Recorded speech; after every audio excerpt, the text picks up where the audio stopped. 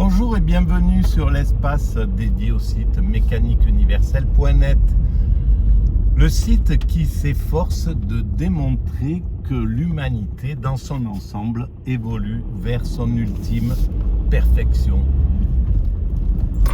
Cette perfection, c'est le paradis tel qu'on peut l'imaginer. Voilà, tout le monde peut se faire une représentation d'un monde en paix, d'un monde unifié, d'une humanité qui a plus d'angoisse, qui a géré tous ses problèmes pathologiques, ses problèmes psychologiques, où il n'y a plus aucun homme qui représente un danger ni pour lui, ni pour ses congénères, ni pour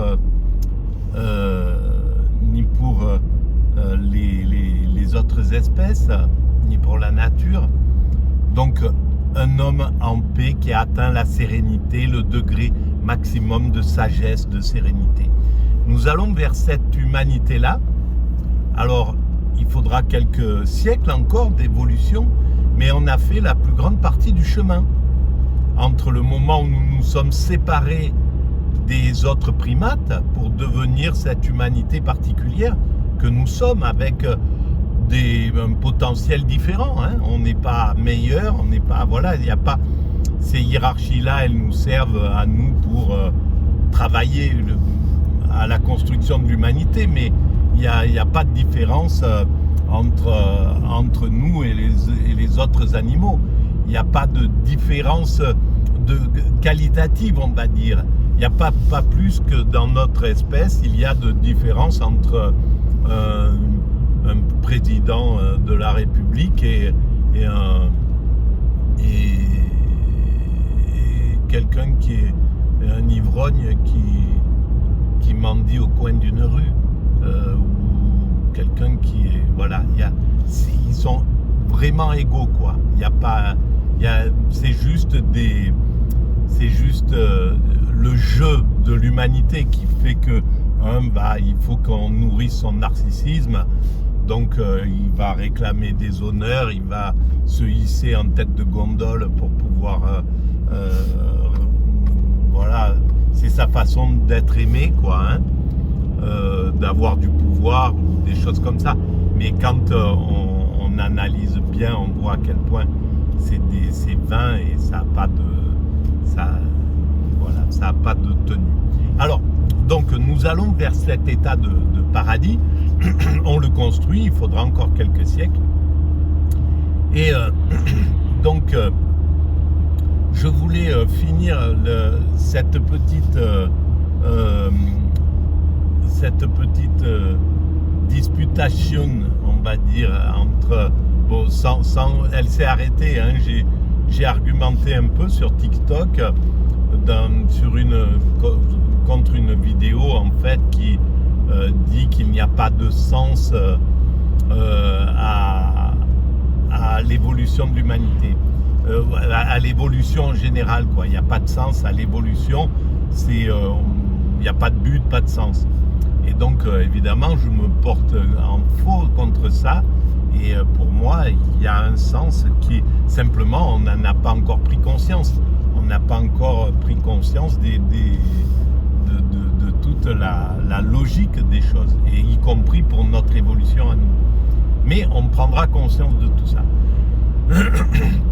Et donc, un argument qu'elle disait à la fin, c'était...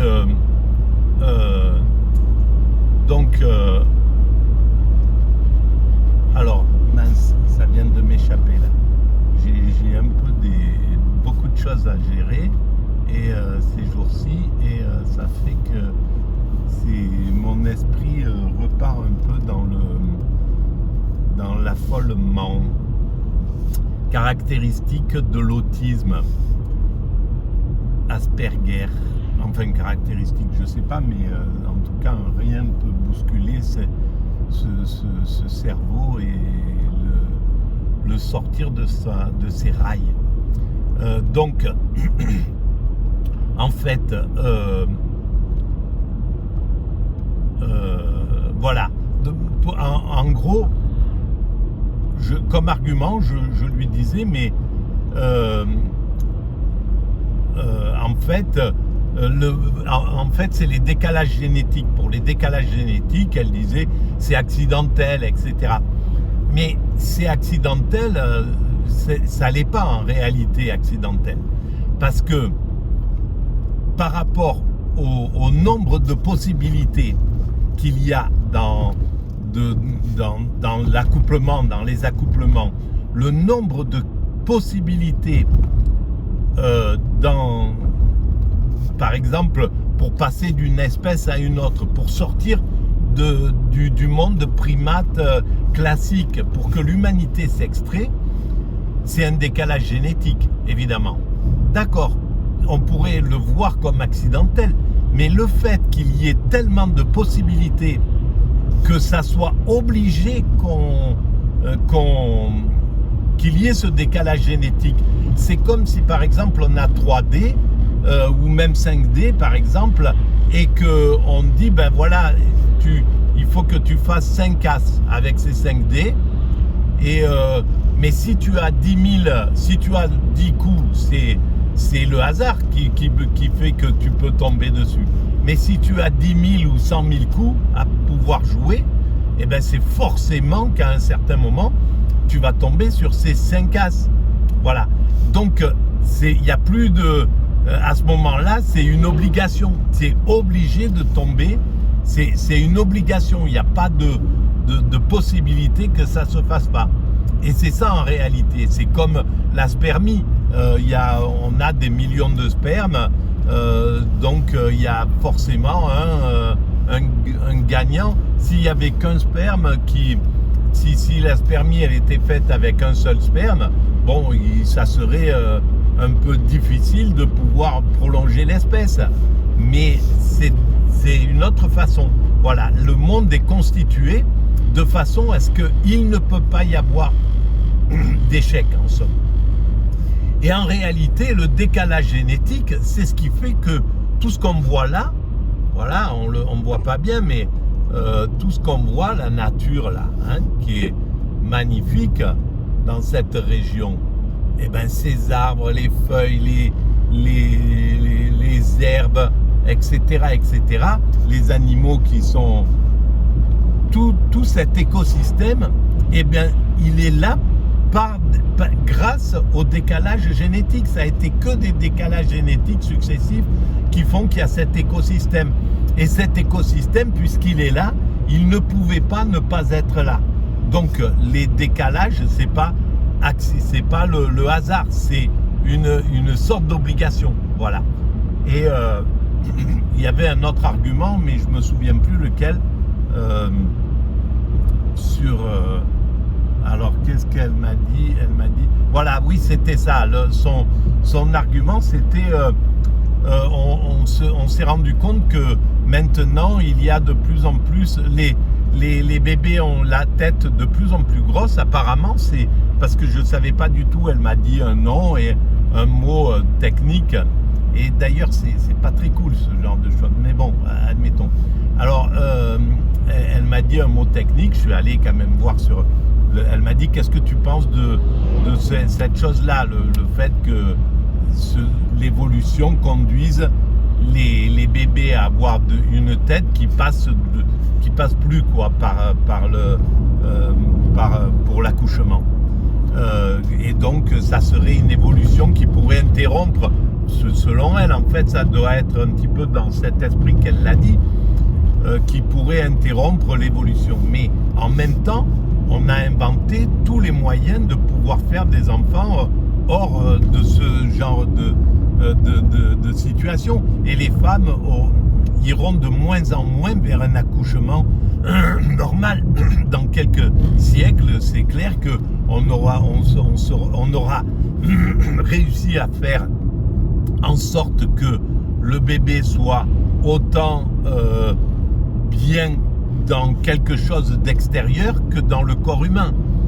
Je ne sais pas comment ils vont trouver cette chose-là, parce que évidemment que là pour l'instant il y a des problèmes sensitifs pour un bébé éprouvette, etc. Mais on a réussi à faire, on est dans un moment où en fait tout arrive à point dans l'évolution. quand il y a un type d'évolution qui se fait, eh bien, il y a quelque chose de cohérent qui en même temps, qui vient en même temps. Et bien là, voilà, par exemple, sur cette chose-là, l'humanité va être capable de s'engendrer d'une autre manière que cette manière traditionnelle. Et c'est des choses qui ont été bouleversantes dans l'humanité, il y en a eu en pagaille. Et là, c'est clair qu'on rentre dans l'ère de l'IA et on va avoir un travail mais inouï au niveau de la créativité.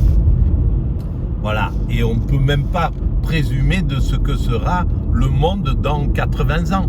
Pas plus qu'il y a 80 ans, les gens pouvaient savoir en 1960 qu'on vivrait avec un portable, qu'on pourrait téléphoner sur toute la planète, etc., etc.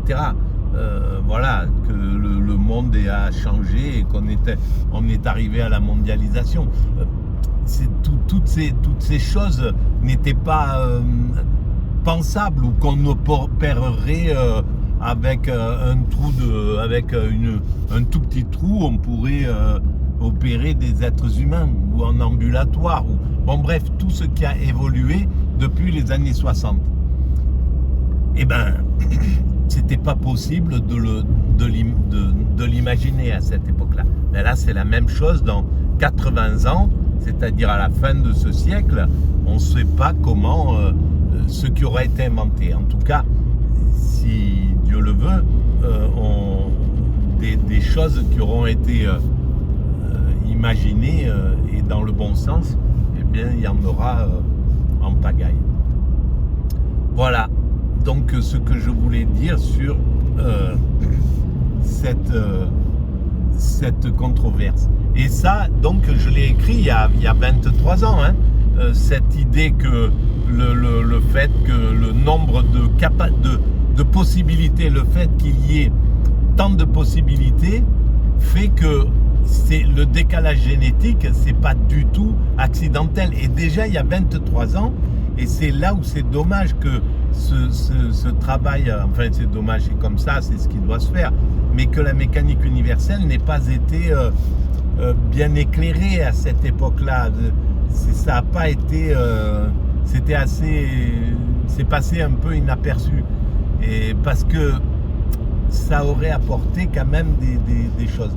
Et là, je sais pas du tout ce que ça fait, parce que c'est une scientifique, c'est une universitaire, et c'est clair que c'est extrêmement dur pour un universitaire d'avoir une théorie qui s'effondre, sur laquelle on a basé toute sa pensée, plus ou moins.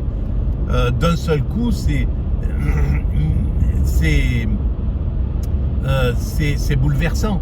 Mais en même temps, elle cherche aussi à bouleverser, parce que quand elle dit je vous signale à tous les auditeurs qu'il n'y a pas de but, il n'y a pas de sens, il n'y a pas à l'évolution.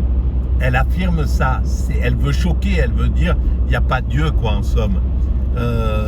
Mais c'est la même chose quand elle aura la preuve que oui, il y a justement, au contraire, il y a un sens, il y a Dieu. Ça va remettre en cause toute sa forme de pensée, bien entendu. Et c'est très très compliqué, parce qu'il y a beaucoup d'orgueil dans le monde universitaire, beaucoup d'ego, beaucoup de sentiments de supériorité, etc. Et on le voit, hein, dans la façon dont il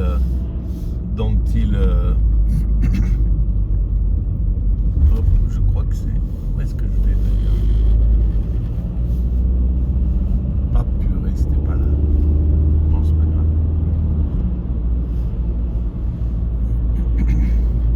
Ah non, c'était pas là. Non, c'est pas grave. On va faire un petit tour.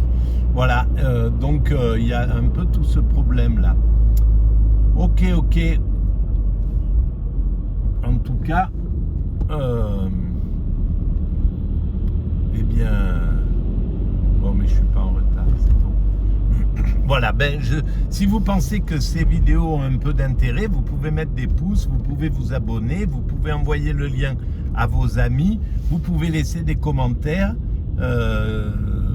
et tout ça, ça augmente la visibilité du site. Voilà. Mais que si vous pensez que c'est juste à faire, évidemment. C'est pas une obligation, bien entendu. Et tout ça, c'est évidemment, c'est gratuit. Et si vous vous abonnez et si vous envoyez les liens, tout ça, c'est évidemment, ça coûte rien. Voilà, merci à vous et puis je vous dis à très bientôt et merci de votre soutien et de votre patience.